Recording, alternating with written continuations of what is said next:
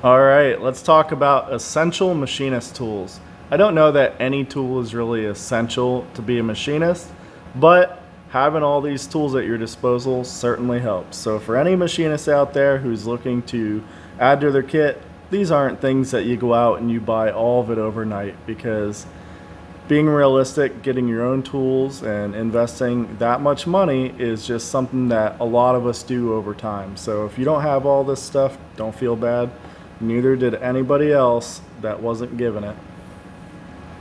So starting off here, a caliper is best described as a reference tool.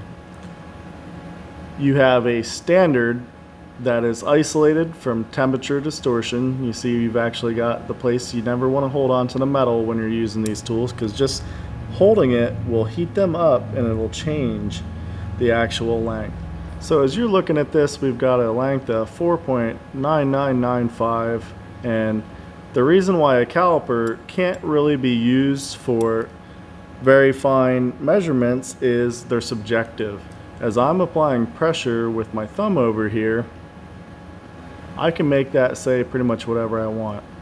So right here, I'm wiggling with my left hand, trying to get these two faces to be square with the end of the standard, and right there I'm at 5. You squeeze a little harder, there I've gone 5/10.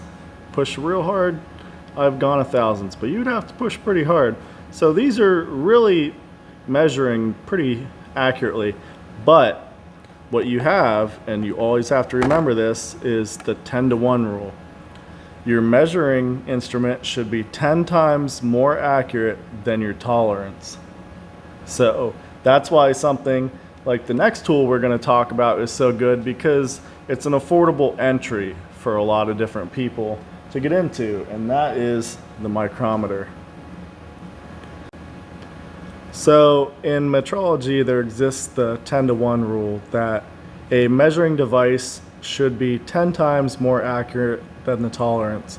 If a caliper has a accuracy of 1/1000, that means it can only realistically measure plus or minus 5/1000 overall.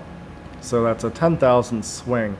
And can you actually measure a part less than that? Yes, if it's for your own use, but imagine you're actually making a part for Mitutoyo. They contract you to do something, and they have every metrology tool in the world, and they can measure down to the micron.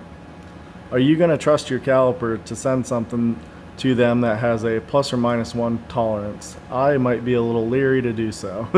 That's where the 10-to-1 rule comes in. That's why a micrometer is so great, because they have an actual accuracy of usually around 2/10 with a resolution of 1/10. Now, what that means is you can realistically measure within that thousands with a micrometer. And even so, with 4 decimal places, you still want to aim for the middle of that thousandths tolerance at all times. If you're working within tenths, you might want to get into something even better than the standard micrometer. And these are pretty nice, because without too much of an outrageous investment, you can measure between 0 to 6 inches fairly affordably and really very accurately. A caliper is phenomenal for the range that it can measure and the accuracy that it provides, as long as you know its limitations. Now, what really sets a micrometer apart from a caliper as well is you take out the human margin of error. When you are pressing on a caliper and you're getting all those different measurements depending on the pressure with your thumb, a good micrometer should have a ratcheting or a spin feature with a known resistance, so that when you actually tighten down onto a standard, you have equal applied force each and every time. It's super important to having consistent measurements. At the end of the day, every piece of metrology equipment is just a comparator tool. You're comparing against a standard. As you can see here, as we come around, it looks like this tool could use some adjustment, or it's dirty. Looks like we're about 2/10 off on this reading.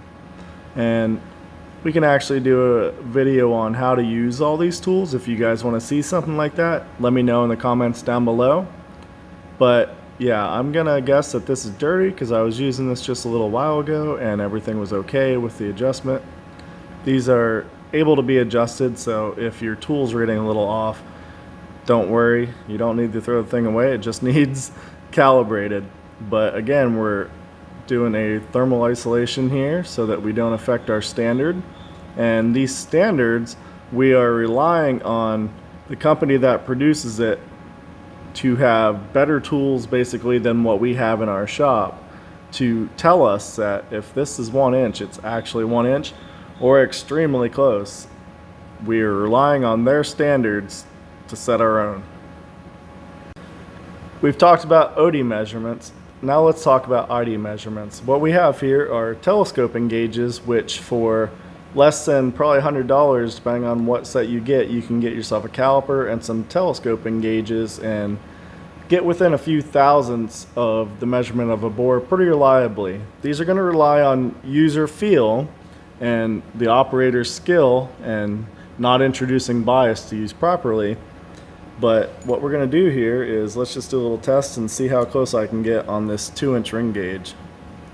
So what I'm doing is I'm sweeping inside and I'm trying to keep everything nice and parallel. The actual tips are radius so that no bias is introduced in the bore. And we're going to lock this down and see how close we got. We should feel nice resistance on the way out without rocking anything. And use our caliper. Now these are two subjective tools, you got to keep that in mind, but you can do a lot of work for yourself if it's going to be for your own use with stuff like this or anything that doesn't require ultra precision. So here we're getting within, without squeezing, 5/10 of what I know this standard to be. And we're going to talk about some tools that are a little bit more accurate for measuring bores, but this is really hard to beat this setup for an affordable entry into measuring precision bores. Alright, next up we've got the Boar Gauge. We've actually got a full video on bore gauges and how to use them if you want to check that out. Just look through our video list and I think you'll enjoy it.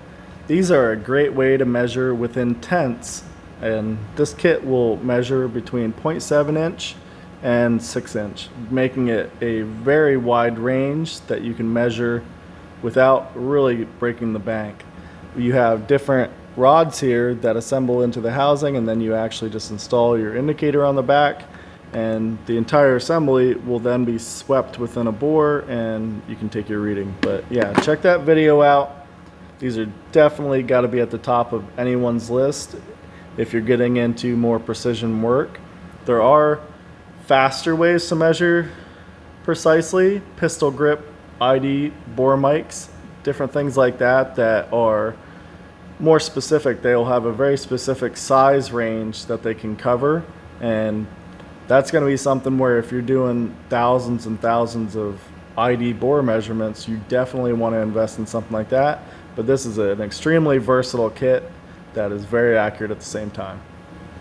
Alright, that does it for this video. If you guys want to see a part 2 or make this a series where we cover a lot of other tools that are really neat that you may or may not have seen, let me know. Comment down below.